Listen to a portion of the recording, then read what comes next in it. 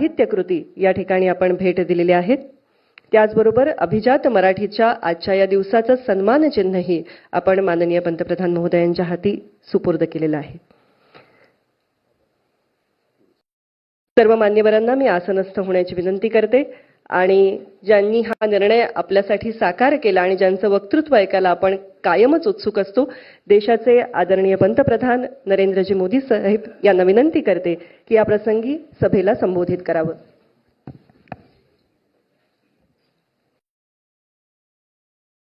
महाराष्ट्र के governor Shri P Radhakrishnan जी, मुख्यमंत्री श्रीमान एकनाथ शिंदे जी,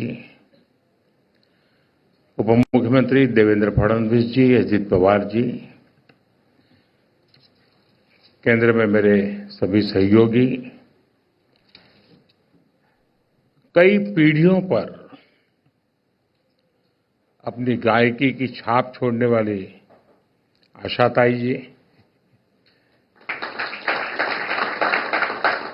जाने माने अभिनेता भाई सचिन जी, नामदेव कांबले जी, सदानंद मौर्य जी, महाराष्ट्र सरकार के मंत्री भाई दीपक जी, मंगल प्रभात लोढ़ा जी, बीजेपी मुंबई के अध्यक्ष भाई आशीष जी, अन्य महानुभाव भाई और बहनों, अगदी सुरुवातीला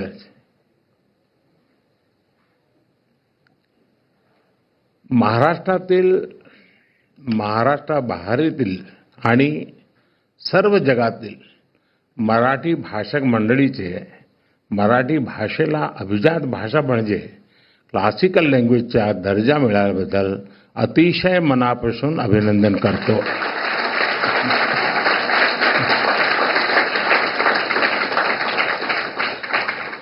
केंद्र सरकार द्वारा मराठी भाषा को अभिजात भाषा का दर्जा दिया गया है. आज मराठी भाषा के इतिहास का स्वर्णिम अवसर है और मौर्य जी ने बहुत बढ़िया तरीके से इसको समेकअप किया. इस निर्णय का, इस पल का महाराष्ट्र के लोगों को, मराठी बोलने वाले हर व्यक्ति को दशकों से इंतजार था. मुझे खुशी है कि महाराष्ट्र का ये सपना पूरा करने में कुछ करने का सौभाग्य मुझे मिला. आज खुशी के इस पल को साझा करने के लिए मैं आप सबके बीच हूं. मराठी के साथ बंगाली, पाली, प्राकृत और असमिया भाषाओं को भी क्लासिकल लैंग्वेज का दर्जा दिया गया है. मैं इन भाषाओं से जुड़े लोगों को भी बधाई देता हूं. साथियों, मराठी भाषा का इतिहास बहुत समृद्ध रहा है. इस भाषा से ज्ञान की जो धाराएं निकली, उन्होंने कई पीढ़ियों का मार्गदर्शन किया है और वो आज भी हमें रास्ता दिखाती है. इसी भाषा से संत ज्ञानेश्वर ने वेदांत चर्चा से जन जन को जोड़ा. ज्ञानेश्वरी ने गीता के ज्ञान से भारत की आध्यात्मिक प्रज्ञा को पुनर्जागृत किया. इसी भाषा से संत नामदेव ने भक्ति मार्ग की चेतना को मजबूत किया.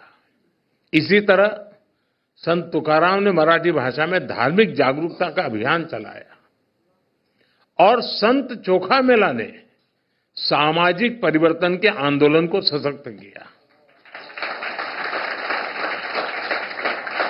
आज महाराष्ट्र आणि मराठी धर्म वाढविण्या थोर संतान मी साष्टांग दंडवत करतो. मराठी भाषेला हा दर्जा संपूर्ण देशाने छत्रपती शिवाजी महाराज यांना त्यांच्या राज्याभिषेकाच्या 350व्या वर्षात केलेला मानाचा मुजरा आहे.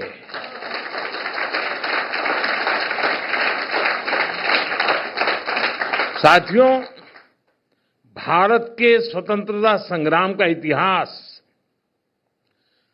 मराठी भाषा के योगदान से समृद्ध होता है. महाराष्ट्र के कई क्रांतिकारी नेताओं और विचारकों ने लोगों को जागरूक और एकजुट करने के लिए मराठी भाषा को माध्यम बनाया. लोकमान्य तिलक ने मराठी समाचार पत्र केसरी के द्वारा विदेशी सत्ता की जड़ें हिला दी थी. मराठी में दिए गए अनेक भाषणों ने जन जन में स्वराज पाने की ललक जगा दी थी. मराठी भाषा ने न्याय और समानता की लड़ाई को आगे बढ़ाने में अहम योगदान दिया. गोपाल गणेश अगरकर ने अपने मराठी समाचार पत्र सुधारक द्वारा सामाजिक सुधारों के अभियान को घर घर तक पहुंचाया. स्वतंत्रता संग्राम को दिशा देने में गोपाल कृष्ण गोखले जी ने भी मराठी भाषा को माध्यम बनाया. साथियों, मराठी साहित्य भारत की वो अनमोल विरासत है जिसमें हमारी सभ्यता के विकास और सांस्कृतिक उत्कर्ष की गाथाएं सुरक्षित है. महाराष्ट्र में मराठी साहित्य के द्वारा ही स्वराज, स्वदेशी, स्वभाषा और स्व संस्कृति की चेतना का विस्तार हुआ. स्वतंत्रता आंदोलन के दौरान शुरू हुए गणेश उत्सव और शिव जयंती के कार्यक्रम वीर सावरकर जैसे क्रांतिकारियों के विचार, बाबा साहब आंबेडकर का सामाजिक समता आंदोलन, महर्षि कर्वे का महिला सशक्तिकरण अभियान, महाराष्ट्र का औद्योगिकरण, कृषि सुधार के प्रयास, इन सब की प्राण शक्ति मराठी भाषा थी.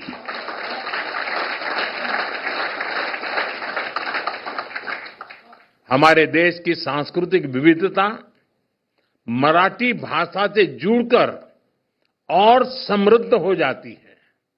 साथियों, भाषा सिर्फ बातचीत का माध्यम नहीं होती.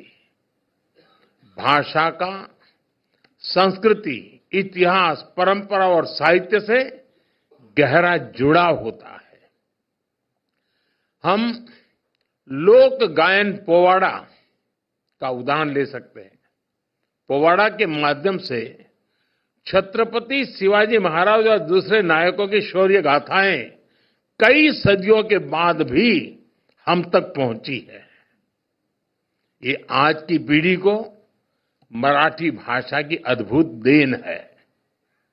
आज जब हम गणपति पूजा करते हैं तो हमारे मन में स्वाभाविक रूप से शब्द गूंजते हैं, गणपति बापा मोरया. ये केवल कुछ शब्दों का जोड़ नहीं है, बल्कि भक्ति का अनंत प्रवाह है.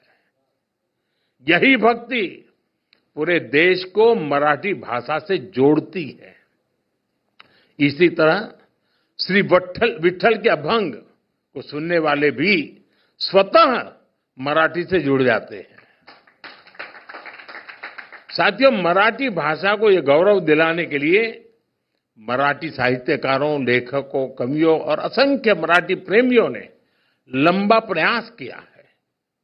मराठी भाषा को क्लासिकल लैंग्वेज की मान्यता के रूप में कई प्रतिभाशाली साहित्यकारों की सेवा का प्रसाद मिला है. इसमें बाळ साथी जांभेकर, महात्मा ज्योतिबा फुले, सावित्रीबाई फुले, कृष्णाजी प्रभाकर खाडिलकर,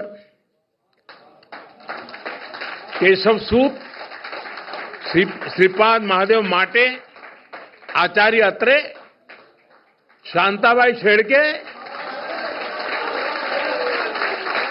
गजानन दिगंबर माडगूळकर, कुसुमाग्र जैसी विभूतियों का योगदान अतुलनीय है.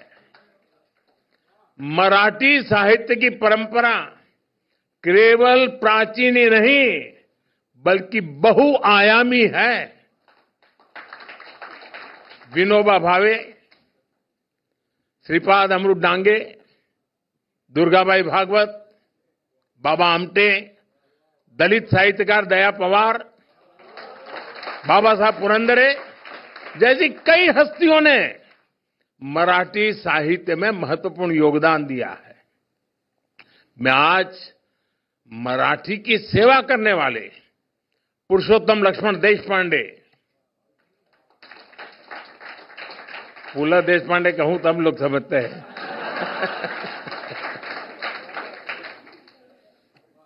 डॉक्टर अरुणा ढेरे, डॉक्टर सदानंद मोरे, महेश एलकुंचवार, साहित्य अकादमी पुरस्कार विजेता नामदेव कांबळे समेत सभी साहित्यकारों के योगदान को भी याद करूंगा। आशा बागे, विजय राजाध्यक्ष, डॉक्टर शरण कुमार लिंबाळे, नाट्य निर्देशक चंद्रकांत कुलकर्णी जैसे कई दिग्गजों ने वर्षों से इसका सपना देखा था।